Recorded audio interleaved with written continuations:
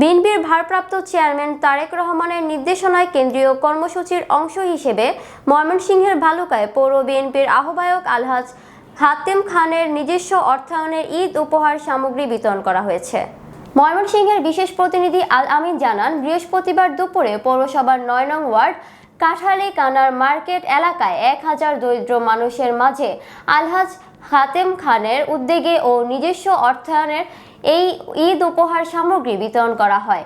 এ সময় উপস্থিত ছিলেন পৌর বিএনপির যুগ্ম আহ্বায়ক জহির রায়হান, আবু তাহের ফকির, স্বপন বণিক, আহ্বায়ক সদস্য আমানুল্লাহ তাজুন সহ আরো অনেকে। আলহাজ হাতেম খান বলেন, আসন্ন পবিত্র ঈদুল ফিতর উপলক্ষে প্রতি বছরের ন্যায় এই বছরও পৌর এলাকার সকল মেহনতি সাধারণ মানুষের পাশে থেকে ঈদ উপহার দিতে পেরে আমি আনন্দিত। পৌর এলাকার সবকটি ওয়ার্ডে পর্যায়ক্রমে ঈদ সামগ্রী বিতরণ করা হবে। এখানে কিন্তু রয়েছেন ভালুকা পৌর বিএনপির সকল নেতৃবৃন্দ কিন্তু এই অনুষ্ঠানে কিন্তু রয়েছেন। এখানে প্রধান অতিথি হিসেবে রয়েছেন জনাব আলহাজ হাতেম